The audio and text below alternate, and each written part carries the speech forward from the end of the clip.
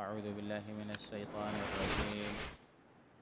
بسم الله الرحمن الرحيم. ألف لام را كتاب أحكمت آياته ثم فصلت من لدن حكيم خبير ألا تعبدوا إلا الله إنني لكم منه نذير وبشير وأن استغفروا ربكم ثم توبوا إليه يمتعكم متاعا حسنا إلى أجل مسمى ويؤت كل ذي فضل فضله وإن تولوا فإني أخاف عليكم عذاب يوم كبير إلى الله مرجعكم وهو على كل شيء قدير. صدق اللہ مولانا العظیم. عزیزان گرامی، سورہ ہود شروع ہو چکی تھی، گزشتہ مجلس میں اس کی ابتدا ہو چکی ہے.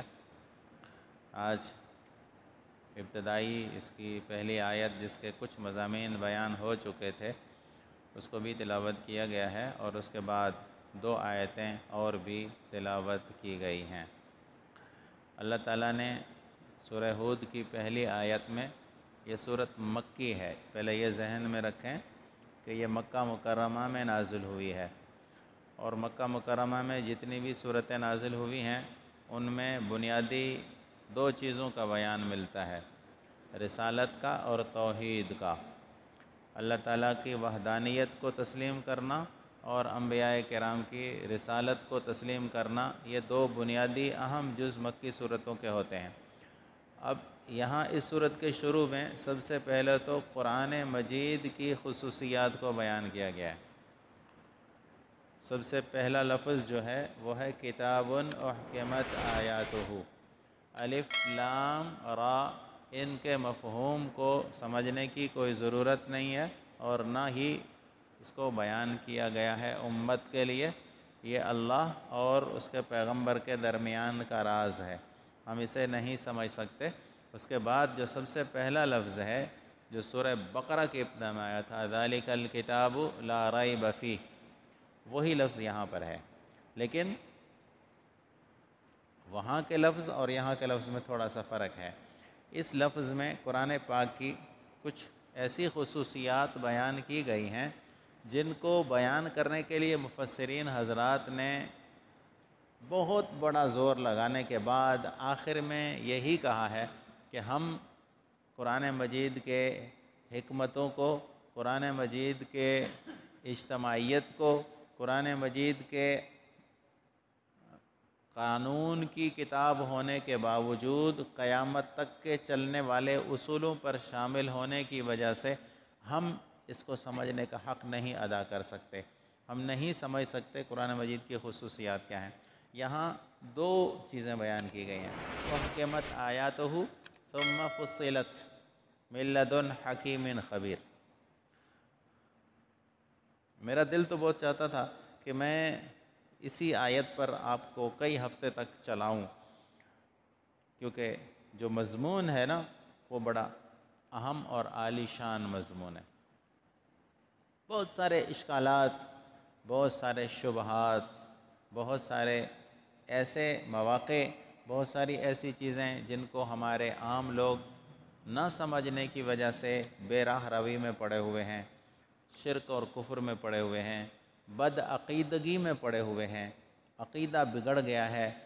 ان ساری چیزوں کی تفصیل ان 2 خصوصیتوں سے اگر انسان ان کو سمجھ جائے تو بہت ساری راہیں اس کے لیے کھل جاتی ہیں. پہلا لفظ ہے احکمت آیاتہ، قرآن مجید کے بارے میں. چونکہ نبوت اور اللہ کی وحدانیت میں سب سے بڑا کردار قرآن مجید کا ہے. اللہ کی وحدانیت بھی قرآن نے سمجھائی ہے، نبیوں کی رسالت بھی قرآن نے سمجھائی ہے.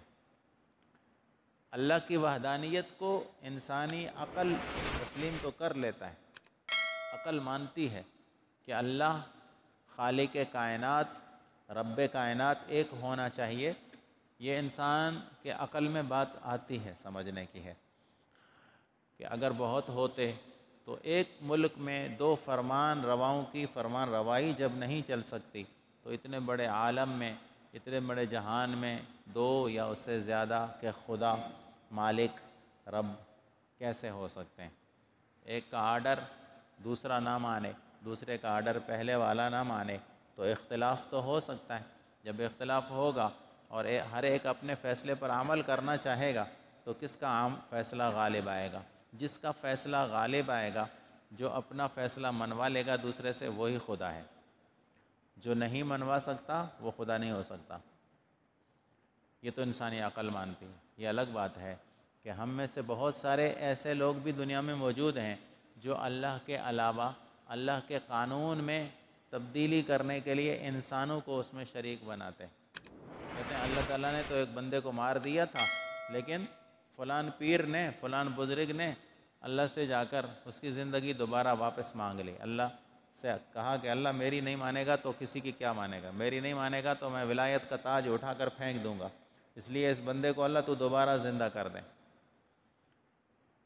ایک واقعہ میں نے سنا، ایک مولوی بیان کر رہا تھا، مولوی تو اس کو کہتے ہوئے شرم آتی ہے لیکن شکل اس کی مولویوں کی تھی۔ کہتا ہے کہ شیخ عبد القادر جیلانی رحمۃ اللہ علیہ سے جو آدمی مصافحہ کر لیتا تھا وہ اس دن نہیں مرتا تھا۔ جس نے مصافحہ کر لیا اس کی موت نہیں آئے گی۔ یہ شیخ صاحب کا قانون تھا، اللہ سے منوا کر آئے تھے کہ جو میرے ساتھ مصافحہ کر لے اس کو موت آج کے دن میں نہیں آنی چاہیے۔ اس لیے لوگ صبح سویرے بڑی لائنیں لگا کر کھڑے ہو جاتے تھے اور حضرت سے مصافحہ کر لیتے تھے کہ آج کا دن ہم بچ جائیں گے۔ اور اسی میں ایک بچہ مصافحہ بھی کر کے گیا لیکن پھر مر گیا۔ تو اس کی ماں پہنچ گئی لے کر کہ حضرت میرے بچے نے آپ کے ساتھ مصافحہ کیا تھا پھر بھی مر گیا۔ تو حضرت نے کہا اچھا ایسے کیسے ہو سکتا ہے؟ اور حضرت نے تھوڑی دیر مراقبہ کیا اور اسرائیل سے لے کر واپس روح آئے اور اس بچے میں ڈال دی اور کہا کہ میرا قانون تو یہ ہے کہ جو میرے ساتھ مصافحہ کر لے وہ اس دن نہیں مرتا، آج تو نے اس کو کیسے مار دیا؟ یعنی خدا کے فرمان سے بھی ایک انسان کا فرمان جو اپنے آپ کو مرنے سے نہیں بچا سکتا، جو اپنا غسل اپنا کفن بھی خود نہیں دے سکتا، اپنے آپ کو دفن کرنے کے لیے بھی دوسروں کا محتاج ہو، اس کا قانون خدا کے قانون سے بھی طاقتور ہو جاتا ہے۔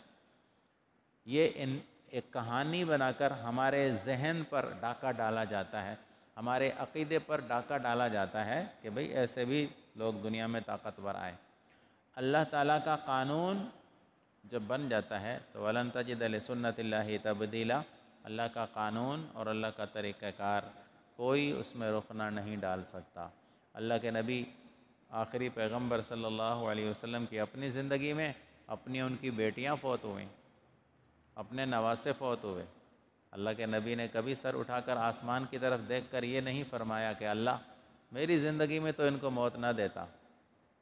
اللہ کے نبی کے ساتھیوں کے بچے ان کے اپنے گودوں میں فوت ہوئے۔ کسی صحابی نے یہ شکوہ نہیں کیا کہ اللہ ہماری زندگی میں تو نے ان کو کیوں موت دے دی۔ اللہ کا قانون ہے، کوئی اس پر ایک لفظ بھی نہیں بول سکتا، کسی کو جرأت نہیں ہے، چاہے انبیاء ہوں، چاہے اولیاء ہوں، چاہے صحابہ کرام ہوں، کسی کو جرأت نہیں ہے۔ جو جرأت کرتا ہے وہ اللہ تعالیٰ اس سے اپنی دل کی جو ایمانیات ہے نا، وہ دل کا ایمان اللہ اس سے چھین لیتا ہے، پھر اعتراض کرنے والے کا ایمان باقی نہیں رہتا۔ نمبر 2، اللہ تعالیٰ کے انبیاء کرام جو دنیا میں آئے ہیں لاکھوں کی تعداد میں، ان کی رسالت اور نبوت کو تسلیم کرنا، ماننا اور ان کا کہا مان کر چلنا، یہ دوسرا حصہ ہے۔ اور ان دونوں کے درمیان جو واسطہ ہے وہ خدا کی کتاب قرآن مجید ہے۔ دنیا گواہ ہے کہ انبیاء کرام کے صحیفے تھے، جس پیغمبر کے پاس جو دین آیا اس نے اپنی امت کو سمجھایا اور امت نے اس کو لکھ کر محفوظ کیا ہے۔ لیکن نبی کریم صلی اللہ علیہ وسلم جس زمانے میں تشریف لائے ہیں اس زمانے میں دنیا میں کوئی آسمانی سچی کتاب محفوظ نہیں تھی۔ دنیا کے انقلابوں نے اور گمراہ امتیوں نے ان کو تبدیل کر دیا تھا۔ اپنی مرضی کی چیزیں اس میں ڈال دی تھیں۔ اللہ نے آخری کتاب جو اتاری ہے اس کی حفاظت کا ذمہ بھی اللہ نے خود لیا ہے اور خود فرما دیا ہے کہ اس کی حفاظت ہم کریں گے۔ حضرت عثمان غنی رضی اللہ تعالیٰ عنہ نے جب قرآن مجید کو لکھوایا تو لکھوا کر سرکاری تحویل میں نہیں رکھا، گورنمنٹ کی سرپرستی میں نہیں رکھا، بلکہ عوام کو دیا۔ قرآن مجید لکھوا کر اس کے نسخے لکھوائے اور عوام میں تقسیم کر دیے کہ تم جاؤ اس کو سنبھالو اور پڑھو۔ ساتھیوں نے پوچھا حضرت آپ کی حکومت ہے، آپ امیر المومنین ہیں، حکومت کی سرپرستی میں اس کو رکھتے اور چلاتے۔ فرمانے لگے کہ حکومتیں گمراہ ہو جاتی ہیں اور حکومت کی سرپرستی میں جو چیز آتی ہے عوام اس سے غفلت برتنا شروع کر دیتے ہیں۔ آپ خود دیکھیں کہ مساجد عوام تعمیر کرتی، کتنی صاف ستھری اور آباد رہتی ہیں۔ کالج، یونیورسٹیاں اور اسکول حکومت بناتی ہے، عوام وہاں تھوکتے بھی نہیں، کہتے گورنمنٹ جانے، گورنمنٹ کا کام جانے، ہم کیا کریں گے۔ وہ بلڈنگیں چٹخ رہی ہوتی ہیں، وہاں گدھے گھوم رہے ہوتے ہیں، لیکن عوام جو چیز اپنی بناتی ہے اس کی حفاظت کرتی ہے۔ تو قرآن مجید حضرت عثمان غنی رضی اللہ تعالیٰ عنہ نے اپنے تجربے کی روشنی میں فرمایا کہ حکومتیں بدلتی رہتی ہیں، حکومتوں کے خیالات بدلتے رہتے ہیں، ہم اس کی سرپرستی نہیں کر سکتے۔ یعنی قرآن مجید کی سرپرستی ہم حکومت کے زیر نگرانی نہیں کروائیں گے، عوام کو دے دیں گے کہ عوام خود اس کو سنبھالے گی۔ عوام کو اس کی قدر تب ہوگی جب اس کی اپنی ذمہ داری ہوگی۔ تو اللہ نے عوام کے توسط سے اس کو محفوظ کیا اور یہ قیامت تک محفوظ رہے گا۔ اب اسی قرآن کی اللہ کے نبی کی اور توحید کی دونوں کی آیت آگے آ رہی ہے، اللہ تعبدوا الا اللہ اننی لکم منہ نذیر و بشیر۔ یہ آیت وحدانیت باری تعالیٰ اور رسالت محمد صلی اللہ علیہ وسلم دونوں کے بارے میں ہے۔ البتہ پہلی آیت جو ہے وہ قرآن مجید کے بارے میں۔ پہلا لفظ ہے احکمت آیاتہ، احکام، مضبوط کرنا معنی ہے اس کا۔ دوسرا معنی اس کا واضح بھی آتا ہے۔ اللہ تعالیٰ نے دوسری جگہ پر ارشاد فرمایا ہے قرآن پاک کے بارے میں کہ منہ آیات محکمات و اخر متشابہات، کہ کچھ آیتیں مطلب اور مفہوم دینے کے اعتبار سے انتہائی واضح ہیں، ہاں کچھ ایسی ہیں کہ جن کے مطلب اور مفہوم کے سمجھنے میں کچھ اشتباہات اور کچھ الجھن ہو سکتی۔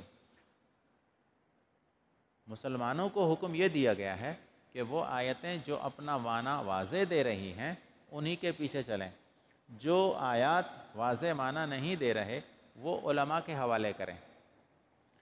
ہم نے سنا تو یہ ہے، پچھلی مجلس میں نے عرض کیا تھا کہ وَلَقَدْ يَسَّرْنَا الْقُرْآنَ لِلذِّكْرِ فَهَلْ مِن مُدَّكِرٍ۔ عام انسان، عام لوگ یہ سمجھتے ہیں کہ قرآن تو آسان ہے، ہم تو اس کا ترجمہ پڑھ کر اس کو سمجھ سکتے ہیں۔ یہ لوگوں کا ذہن ہے کہ قرآن مجید کا ترجمہ ہے ہمارے پاس، ہم اس کو دیکھ کر سمجھ سکتے۔ قرآن پاک کے ترجمے کے دوران بریکٹوں میں درمیان میں جو چیز لکھی ہوتی ہے اس کا کیا مطلب ہے اس کو بھی کوئی نہیں سمجھ سکتا۔ ترجمہ کرنے والا بریکٹ کے درمیان اپنا مقصد ڈال دیتا ہے، ترجمہ کرے گا لیکن بریکٹ ڈال کر بیچ میں کچھ اور معنی ڈال دے گا۔ جیسے احمد رضا خان بریلوی نے یا ایھا النبی کا ترجمہ لکھا ہے اے غیب جاننے والے نبی، اے غیب جاننے والے نبی۔ اس کا کنز الایمان تقریباً انہوں نے ہر مسجد میں پہنچایا ہوا ہے، فری میں ہر مسجد میں چھوڑ کر جاتے ہیں اس کا نسخہ، کنز الایمان جس کا نام ہے۔ یا ایھا النبی کا ترجمہ کرتا ہے اے غیب جاننے والے نبی۔ کسی نے پوچھا حضرت یہ ترجمہ کیسے لیا؟ کہتے ہیں نبی کا معنی ہی غیب جاننے والا ہوتا ہے، نبی کا معنی ہی غیب جاننے والا۔ چلیں ٹھیک ہے جی، نبی کا معنی غیب جاننے والا ہوا، تو آپ نے ترجمے میں پھر نبی کے لفظ کو دوبارہ کیوں لکھا؟ ترجمے میں تو یوں لکھتے ہیں نا اے غیب جاننے والے، اتنا ترجمہ۔ یا ایھا النبی کا تو یہ ترجمہ بنتا ہے اے غیب جاننے والے، اتنا ترجمہ بنتا ہے۔ پھر اے غیب جاننے والے نبی، یہ لفظ کہاں سے لائے؟ تو نبی کا لفظ تو وہی نبی کا لفظ تم نیچے لے آئے اور اپنی طرف سے بیچ میں بڑھا دیا اے غیب جاننے والے۔ اب اس کو عوام نہیں سمجھتے، عام آدمی تو اس کا ترجمہ کر لیتا ہے، کہتا ہے ہاں قرآن میں لکھا ہوا ہے، وہ کہتا ہے قرآن میں لکھا ہوا ہے۔ تو قرآن پاک نے کئی جگہ پر اپنے بارے میں یہ فرمایا ہے ان فی ذلک لآیات لقوم یعقلون، کئی جگہ پر فرمایا ہے کہ قرآن پاک میں نشانیاں عقل مندوں کے لیے، ان فی ذلک لآیات لقوم یعلمون، ان فی ذلک لآیات لأولی الالباب، قرآن پاک عقل مندوں کے لیے، قرآن پاک علم و فراست رکھنے والوں کے لیے علامت نشانی ہے، ہر آدمی کے لیے نہیں ہے، ہر آدمی اس کی تہ تک نہیں پہنچ سکتا۔ بہرحال احکام کا معنی ہے مضبوط کرنا، احکام کا معنی ہے واضح کرنا۔ جو چیز مضبوط ہوتی ہے اس میں دفاع مضبوط ہوتا ہے۔ ایک مکان ہم جب مضبوط بناتے ہیں تو اس کا مطلب کیا ہے کہ یہ گرنے سے، سڑنے سے، سیلاب سے، طوفان سے، زلزلے سے محفوظ ہے، مضبوط ہے۔ کمزوری کا مقابلہ مضبوط چیز کیا کرتی ہے۔ حاکم اسی سے لیا ہوا ہے۔ حاکم کو حاکم اس لیے کہتے ہیں کہ حاکم طاقتور ہوتا ہے اور ظلم کا دفاع کرتا ہے، اس لیے حاکم کو حاکم کہتے ہیں۔ اب قرآن مجید اپنے بارے میں یہ کہتا ہے کہ میری آیتیں مضبوط بھی ہیں اور واضح بھی ہیں۔ اب میں اس کی اگر تشریح کرنے مکمل بیٹھوں تو مجھے آج کا درس اسی کے حوالے کرنا پڑے گا، شاید اگلا درس بھی اس حوالے سے مجھے بیان کرنا پڑے اسی چیز کو۔ مفسرین نے لکھا ہے کہ قرآن مجید کی آیات کے مضبوط ہونے کا مطلب یہ ہے، میں ایک دو مطلب سناتا ہوں، باقی چیزوں کو نظر انداز کر دیتے ہیں۔ نبی کریم صلی اللہ علیہ وسلم جب سے دنیا میں تشریف لائے، جب سے قرآن مجید زمین پر اترا ہے، تب سے لے کر قیامت تک اس کی ایک آیت کو بھی کوئی تبدیل نہیں کر سکتا۔ یہ مضبوطی ہے، اسی کو مضبوطی کہا جاتا ہے۔ ایک نمبر دو، کچھ مفسرین لکھتے ہیں کہ احکامت کا معنی یہ ہے کہ ان قرآن مجید کی آیات میں وہ قوانین، وہ اصول چھپے ہوئے ہیں جو قیامت تک آنے والے انسانوں کی رہنمائی کریں گے، خود تبدیل نہیں ہوں گے، مضبوط ہیں۔ ایسے اصول اور ایسے قوانین ان آیات میں ہیں، قرآن مجید کی آیات میں ہیں کہ قیامت تک آنے والے انسانوں کو جب بھی رہنمائی کے لیے اصولوں کی ضرورت پڑے گی تو قرآن ان کو اصول دے گا اور تبدیلی نہیں ہوگی۔ جیسے اصول قرآن مجید نے اس زمانے میں دیے تھے، وہی اصول قیامت تک کے لوگوں کے لیے چلیں گے۔ لوگ کہتے ہیں کہ جی آپ لوگ دقیانوس ہیں، آپ تو پرانی چیزوں کو چھوڑ دیں۔ کیسے چھوڑ دیں؟ پرانی چیز جو جامع ہو، جو مانے ہو، اس کو کوئی نہیں چھوڑتا۔ چھوڑی تو تب جاتی ہے نا جب وہ چیز پرانی ہو جائے، جب وہ چیز ختم ہو جائے۔ گندم آج تک پرانی نہیں ہوئی، ہو گئی، لوگوں نے اس کے بدلے دوسرا اناج لے لیا۔ پیاز پرانی نہیں ہوئی، آج تک وہی کھا رہے ہیں جو اس زمانے سے آدم علیہ السلام سے چلی ہوئی آ رہی ہے۔ پیاز، لہسن وہی چل رہی ہے، اسی کا بیج چلا ہوا ہے۔ اس طرح جو چیزیں ہمارے کھانے پینے کی ہیں، اللہ نے جو پیدا کی ہوئی ہیں، یہ پرانی نہیں ہوتی۔ کیوں نہیں ہوتی؟ یہ اللہ کا نظام ہے کہ اللہ نے انسان کو جب تک دنیا میں رکھنا ہے تب تک اس کے کھانے پینے کا انتظام کرنا ہے۔ زمین زراعت دیتی رہے گی۔ اب دیکھیں، میں آپ کو ایک مثال سمجھانے لگا۔ زمین اللہ نے جب سے پیدا کی ہے وہی ہے نا؟ اچھا، انسان کے ضرورتوں کے حساب سے یہ پھل بھی اگاتی ہے، پھول بھی اگاتی ہے، اناج بھی اگاتی ہے نا؟ قرآن مجید اسی طرح کی زمین ہے۔ قرآن مجید زمین کی طرح ہے، جس طرح زمین ہماری ضرورت کے تمام سامان مہیا کرتی ہے۔ زمین وہی ایک ہی ہے، جب سے اللہ نے پیدا کیا تب سے چلی آ رہی ہے، بدلی نہیں آج تک۔ لیکن اس میں سے پھل پھول پودے اللہ ہماری ضرورتوں کے حساب سے ہمیں مہیا کرتے ہیں نا۔ وہی زمین ہے جس سے پھل بھی اگتے ہیں، وہی زمین ہے جس سے تنبا بھی اگلتا ہے، وہی زمین ہے جس سے اناج بھی اگتا ہے، وہی زمین ہے جس سے پھل بھی اگتے ہیں۔ ایک قسم کی زمین، اس میں سے انسان کی تمام ضروریات کی کفالت ہو رہی ہے۔ بالکل اسی طرح قرآن مجید وہ اصولوں کی کتاب ہے کہ جس سے دنیا میں آنے والے قیامت تک کے انسانوں کے لیے اللہ نے اصول اور ضوابط مقرر کر دیے ہیں۔ رہی یہ بات کہ ہم لوگ اس سے کتنی غفلت کریں، ہم لوگ اس کو کتنا اپنا رہے ہیں، وہ الگ مسئلہ ہے، لیکن ہے یہ فصلت احکمت آیات کا یہ ترجمہ ہے۔ نمبر دو، دوسری خصوصیت، بس یہ 2-3 چیزیں سمجھا رہا ہوں. ثم فصلت من لدن حکیم خبیر. دوسری چیز کہ اس کی تفصیل بھی ہے.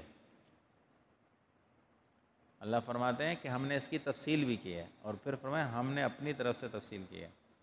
من لدن حکیم خبیر، ہم نے اس کی تفصیل کی ہے اور ہم حکمت رکھتے ہیں، ہم حکمت جانتے ہیں اور ہمیں خبریں بھی ساری ہیں، ہم علم بھی رکھتے ہیں. ہم نے اس کی تفصیل کی ہے. مفسرین نے یہاں لکھا یہ ہے کہ قرآن مجید کی بے شمار آیات ہیں جو یہ بتاتی ہیں کہ قرآن مجید کی تفصیل نبی کریم صلی اللہ علیہ وسلم نے اپنے اعمال سے کی ہے. قرآن مجید کی تفصیل نبی کریم صلی اللہ علیہ وسلم نے اپنے اعمال سے کی ہے. لہٰذا ایک ضابطہ اور قانون ذہن میں رکھیے گا کہ قرآن مجید کی تفسیر کے لیے راستہ لوگ عموماً راستہ ولایت سمجھتے ہیں. کسی ولی کو دیکھ لیا، کسی بزرگ کو دیکھ لیا کہ اس نے قرآن مجید کی اس آیت کا کیا مطلب لیا ہے اور کیسے چلے ہیں. راہ ولایت کو قرآن مجید کی تفسیر کا ذریعہ سمجھائے لوگوں نے، حالانکہ قرآن مجید کی تفصیل کے لیے راہ نبوت ضروری ہے. قرآن مجید کی تفصیل کے لیے راہ ولایت نہیں، راہ نبوت. راہ ولایت انفرادی زندگی ہے. اگر کوئی ولی زندگی اپنی گزار کر چلا گیا، وہ ہمارے لیے مشعل راہ نہیں ہے، کیونکہ قرآن مجید کو سمجھنے کے لیے راہ ولایت نہیں کافی کہی گئی، بلکہ قرآن مجید نے اِنَّا أَنزَلْنَا إِلَيْكَ الذِّكْرَ لِتُبَيِّنَ لِلنَّاسِ مَا نُزِّلَ إِلَيْهِمْ. قرآن کہتا ہے کہ آپ بیان کر کے سنائیں. لہٰذا تفسیر میں قرآن مجید کی میں سب سے پہلے پیغمبر کے طریقے کو دیکھا جائے گا، اور یہی پیغمبر کا طریقہ رہنمائی ہے قرآن مجید کے مطالب اور تفسیر اور تفصیل کو سمجھنے کے لیے. پھر نمبر 2، جبکہ اسی پیغمبر کے طریقے کی تائید اللہ کی طرف سے ہو رہی ہے. من لدن حکیم خبیر. اللہ تعالیٰ حکمتیں جانتے ہیں اور اللہ خبیر ہیں، خبریں رکھنے والے ہیں. اللہ کو سب کچھ معلوم ہے.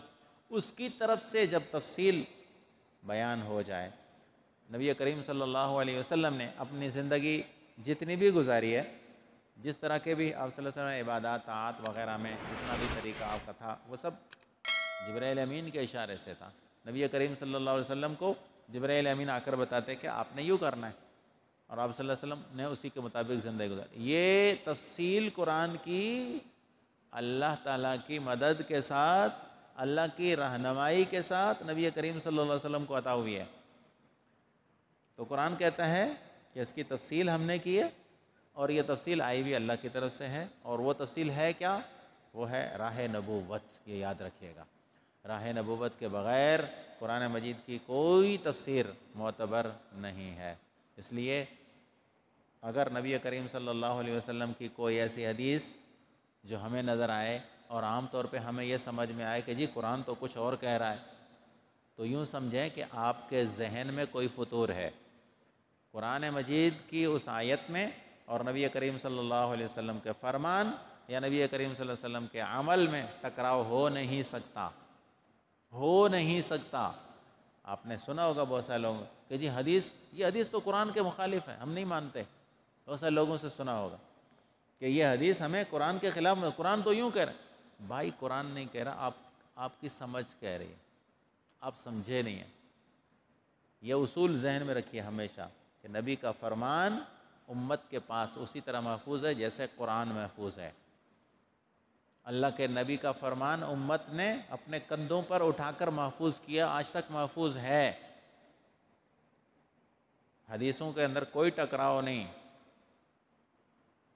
کوئی حدیث ضعیف سند کی وجہ سے ہوتی ہے، متن کی وجہ سے کوئی حدیث ضعیف نہیں ہوتی.